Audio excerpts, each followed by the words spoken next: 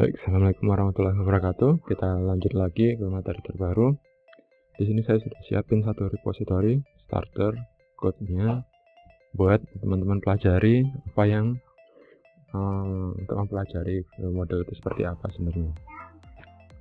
Oke, langkah pertama silakan ini di clone, kemudian gitnya di projectnya dibuka di Gradle Sync.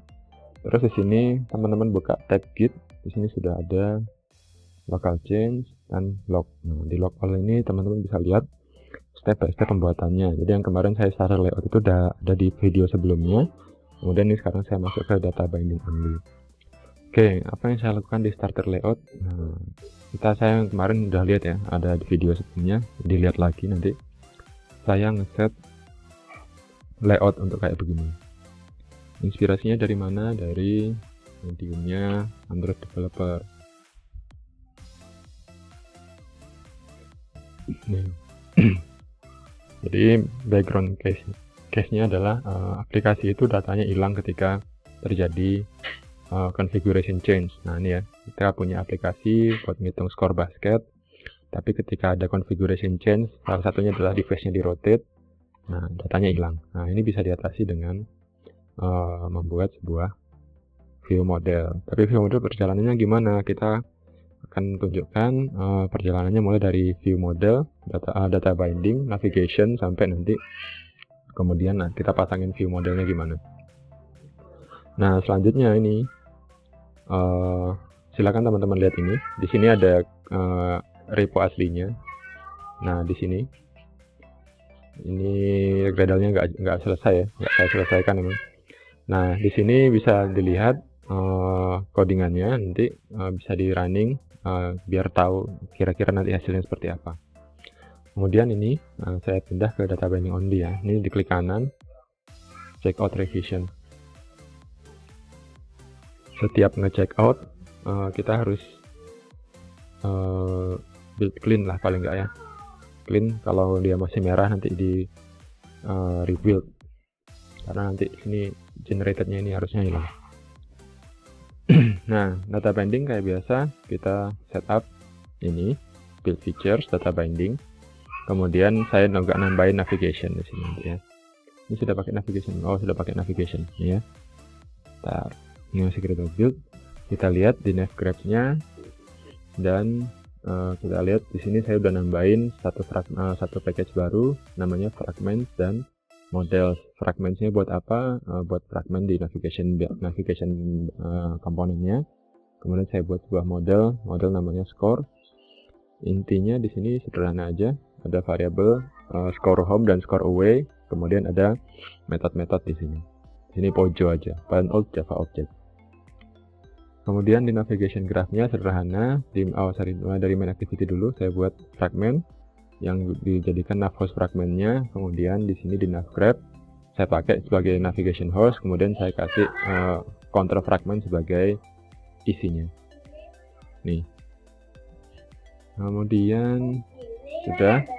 Nah, di counter fragment kita main pakai data binding ya. Nah, di sini kita main data binding nih, sini. Layoutnya dibenerin dulu nih.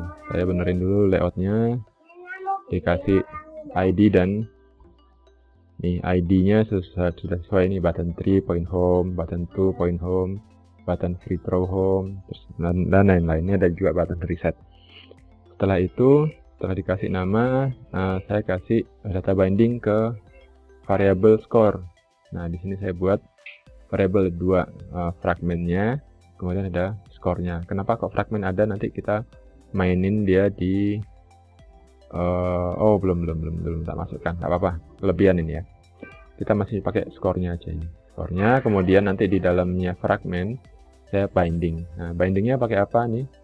Fragment counter binding ini regenerated class. Ini di build clean dulu atau build rebuild. Kemudian data binding ini kayak biasa ya. Layoutnya apa, kontainernya mana, terus reference-nya false.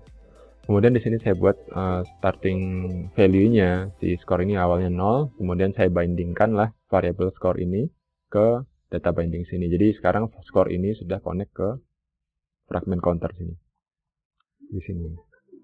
Kemudian score ini bisa diambil kan integer.toString. Jadi di sini saya lakukan konversi ya. dari integer ke string biar bisa masuk ke text view-nya. Jangan lupa dilakukan, nanti kalau enggak dia error. Kemudian binding-binding yang lain. Nah, di sini kelebihannya dengan code yang sebelumnya dia cuma bedanya cuma nggak pakai find view by ID aja, langsung binding button apa on click listener gitu ya. Kemudian set home score, set away score, dan lain-lain. Di sini sebenarnya fungsinya sederhana aja, cuma nambahin dan naikkan aja. Ya, di sini sudah ada score. Score ini dapat dari nilai sini. Di set home score ini adalah getter setternya. Di sini set home score. Kemudian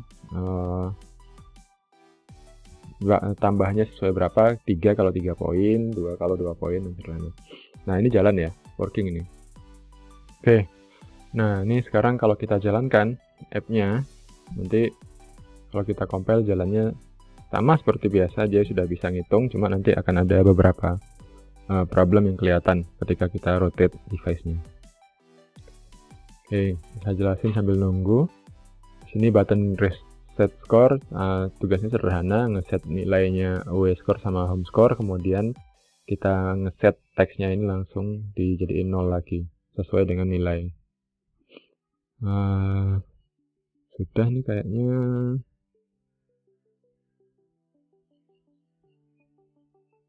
Langsung aja ini. Nah, sudah. Oh, belum.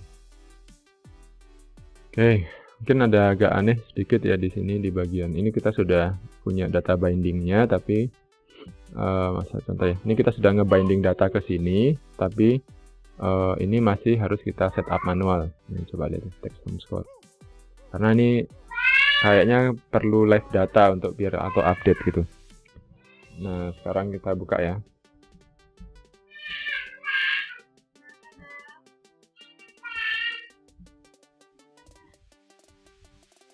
Nih, nah ini sudah ada.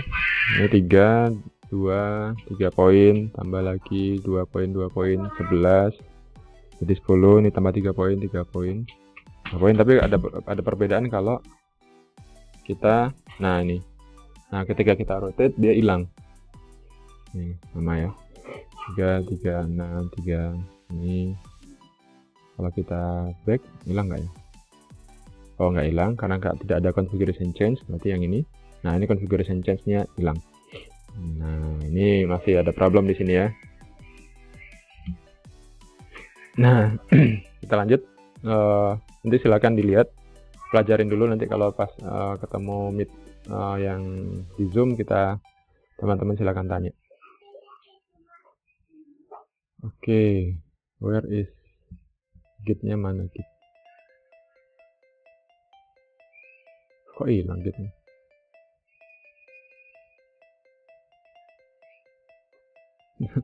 Hilang gitnya. Kok aneh.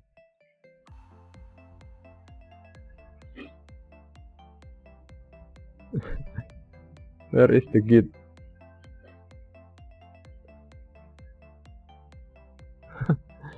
Hey, window gitnya mana? Oke, kita cari dulu. Oke, lanjut lagi. Tadi git tabnya hilang, nggak tahu. Ntar di restart Android Studio-nya. Oke, di logs sudah teman-teman lihat, ini data binding only tadi. Hasilnya sama ya, bisa nge-count juga. Cuma sekarang kita coba working with view model. Kita mulai working dengan view model. Di sini kita check out dulu.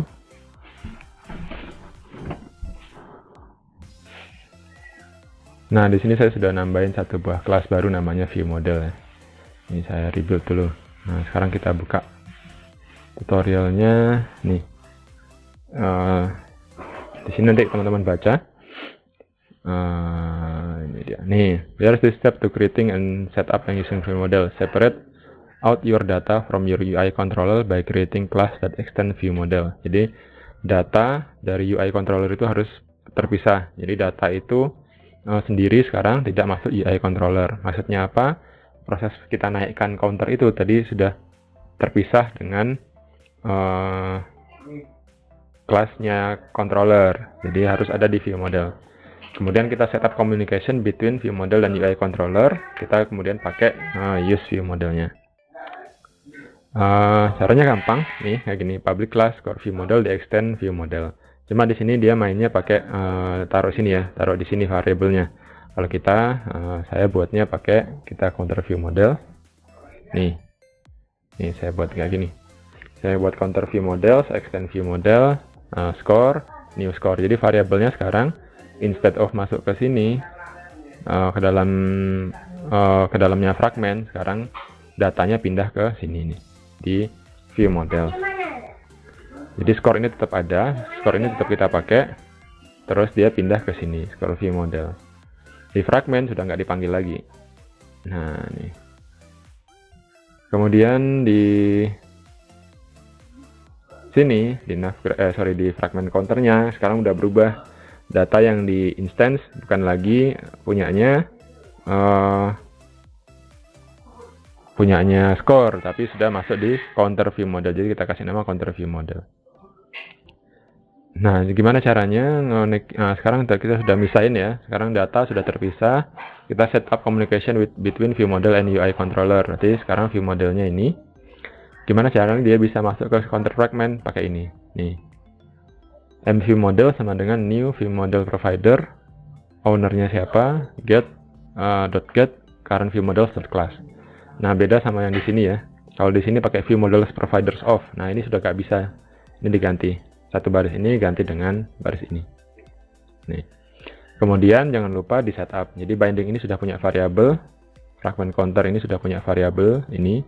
Nah, ini harus diisi dulu. Gimana ngisinya? Ya ini. Binding.setCounterViewModel isinya adalah mViewModel. And then sisanya apa? Sama. Bedanya cuma di sini. Sekarang kita tadi mengganti menggunakan score, tapi sekarang kita ganti menggunakan mViewModel. Jadi kan kita tadi langsung pakai score ya, set.HomeScore. Sekarang kita pakai mViewModelnya yang berubah. mViewModel.score.getHomeScore plus 3. Nah, sini kita buat si view modelnya kan public ya, jadi dia bisa diakses langsung dari fragment. Nah, ini. Tapi di sini sebenarnya bukan best practice yang bagus, cuma ini cuma untuk mengenalkan gimana caranya kamu ngonekin view model ke kelas fragment dan bagaimana nge-set up bindingnya ke XML. Kemudian kalau ini dijalankan, hasilnya sama. Sorry. Kok AVD? Berat dong.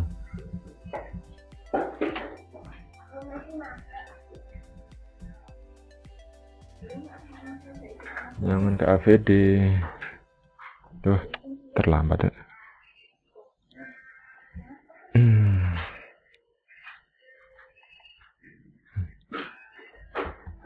Aduh.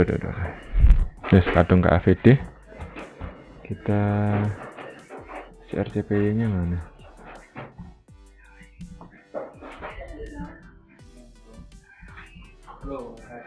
Already connected.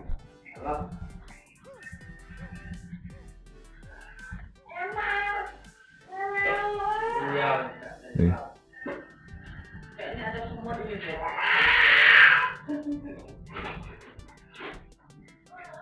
Failed. Aduh, gara-gara di restart ini tadi.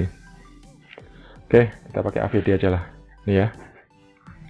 Nah, ini kalau kita running sekarang dia jalan kok.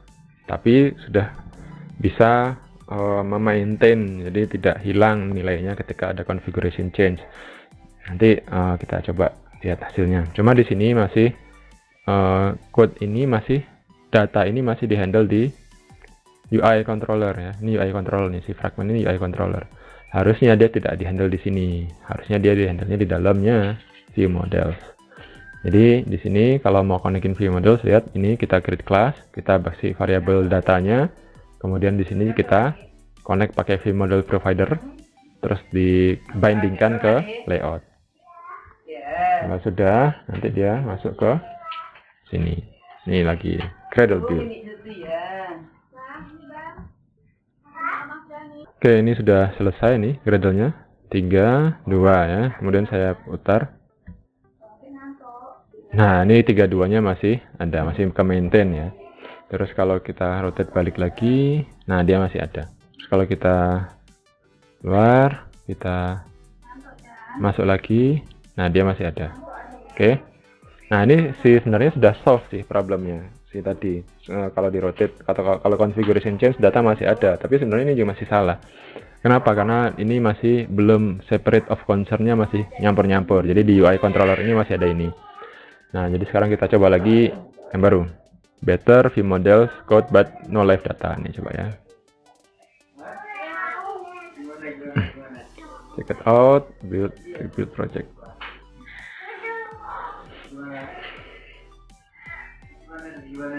Nah, sekilas ini teman-teman lihat di sini sudah nggak ada ya. Codingan yang panjang di sini sudah nggak ada, sudah rapi.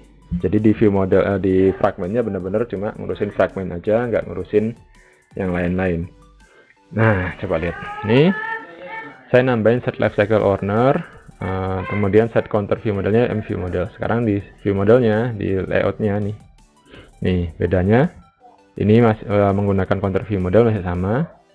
Kemudian sekarang di sini sudah ada event binding nih, event binding ke counter view model add point home 2. Di sini saya buat function namanya add point home, kemudian ada variabelnya nih 2 sesuai dengan nilai yang kita kasih. Nah, sekarang view modelnya. Nah, sekarang view modelnya lebih bagus, lebih besar nih, lebih berperan. Nih, ada nambahin ke point home dan add point away. Nah, sekarang kita coba jalanin ya, apa perbedaannya.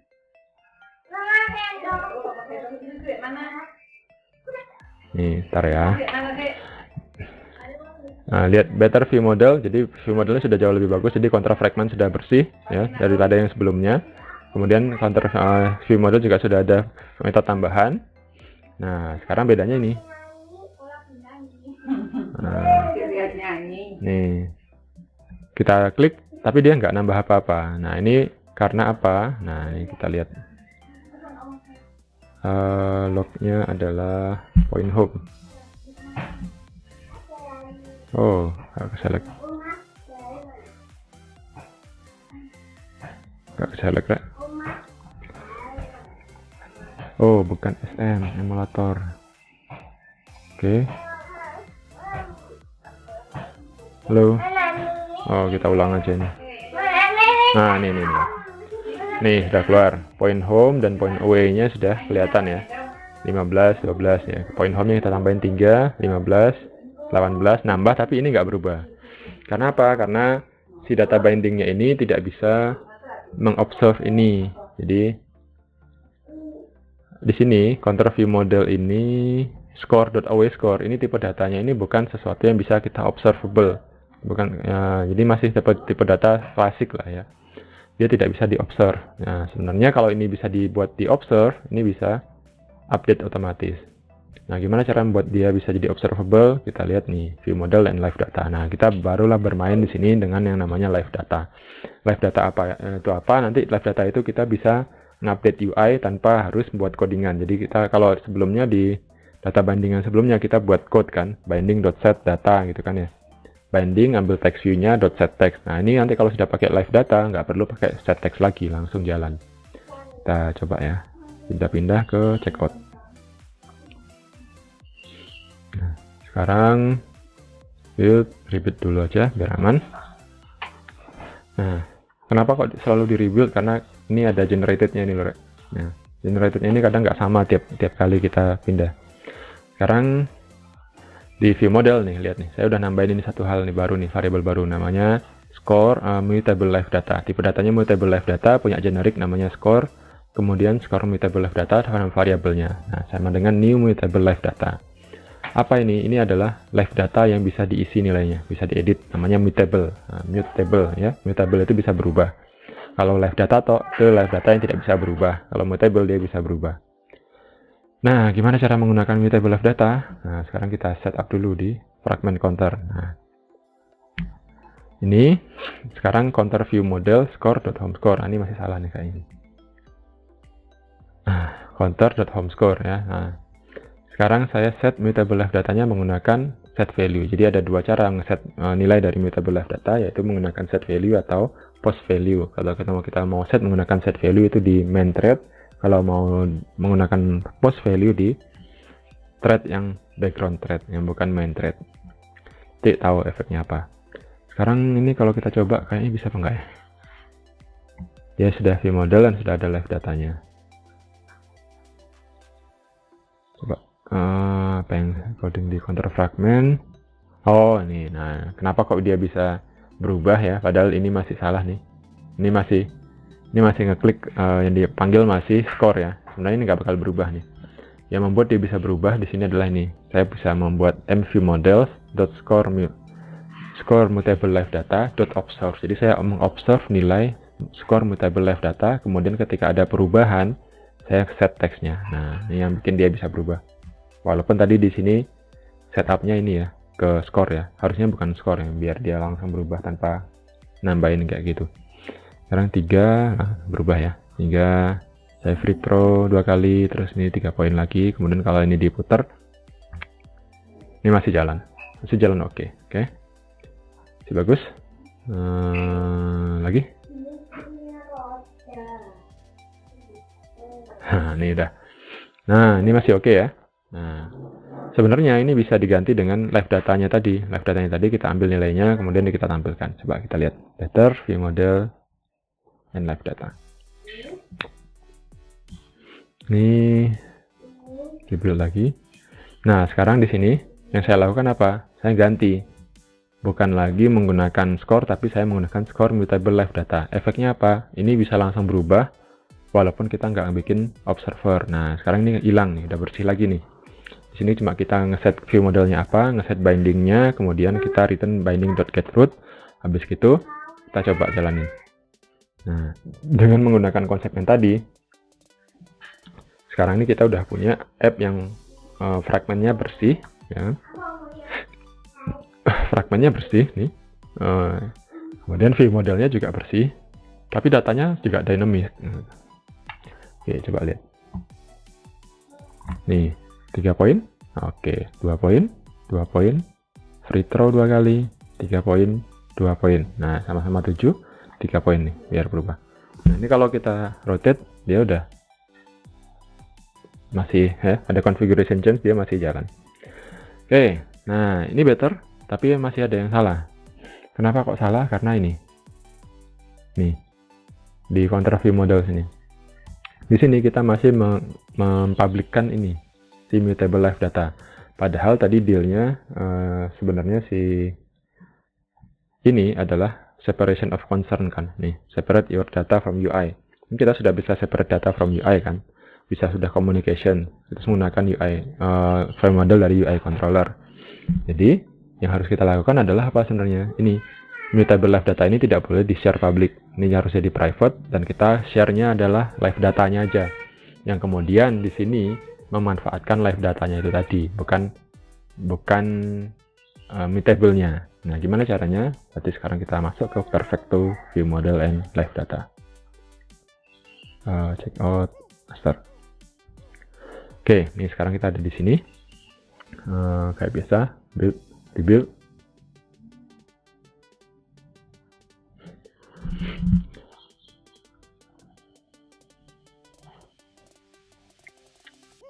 Di sini apa yang saya ubah? Ini tetap pakai view model datanya. Yang saya ubah adalah di sini. Nih, saya membuat counter view model, ada metode namanya getScore, kemudian nge-returnkan score, yang skornya ini punya atribut home score dan away score.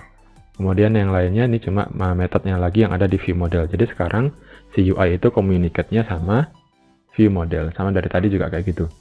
Nah, nih sekarang view model. Nah, di view model sekarang saya punya 2. Oh, ini masih public, salah nih ya, harusnya saya bikin private. Ada public mutable live data, score mutable live data. Kemudian saya punya public live data yang tugasnya itu cuma nge-returnkan ini tadi, kasih nama getScore ya, dia nge-returnkan score mutable live data, dimana tuh di generiknya dari score. Sama, nah di fragment juga kayak gitu. Sekarang gini, view modelnya saya set sama kayak tadi, nggak ada yang berubah, tapi yang berubah di sini fragmentnya ini. Yang sekarang di observe sama live datanya dari apa yang di observe sama si layout dari live datanya view model adalah live data, bukan mutable live data. Jadi sekarang udah benar. Jadi kita mau mengubah datanya pakai mutable live data. Kalau mau public dia mau expose dia ke luar, kita pakai live data saja. Sehingga kalau live data ini nggak bisa berubah. Nah, gimana caranya? Kok bisa ini connect ke sini? Si live data ini bisa connect ke sini? Caranya sama saya merubah mutable left data menggunakan set value ini ya, tapi saya expose-nya pakai score mutable left data. Jadi saya buka get score ini. Jadi get score ini bisa diakses, kemudian return-nya adalah score mutable left data, di mana score mutable left data ini adalah sebuah mutable left data yang score, tapi si mutable left data ini adalah extend dari ini, sehingga yang di returnkan tipe dia sebenarnya left data, jadi nggak bisa di mutable. Begitu guys. Coba lihat sekarang kalau kita running, hasilnya akan sama, tapi dengan yang diekspos di remember aja terminate. Nah, yang diekspos sekarang sudah lebih banyak. Kita sudah expose macam-macam nih. Ini sekarang yang diekspos adalah live datanya, bukan mutable-nya. Jadi dari depan ini nggak bisa diubah nilainya gitu. Nah, sekarang tadi saya juga nambahin ini ya, scroll view. Nah, sekarang sederhana aja tugasnya teman-teman, silahkan explore lagi untuk menambahkan ini implementasi vModel untuk ngereset poinnya ini. Ya, sederhana sekali. Ini kalau teman-teman nyimak dan memperhatikan dengan baik step by step di sini, nanti tahu gimana cara ngerubahnya. Paling nggak sampai 5 menit selesai. Oke, terima kasih. Assalamualaikum warahmatullahi wabarakatuh.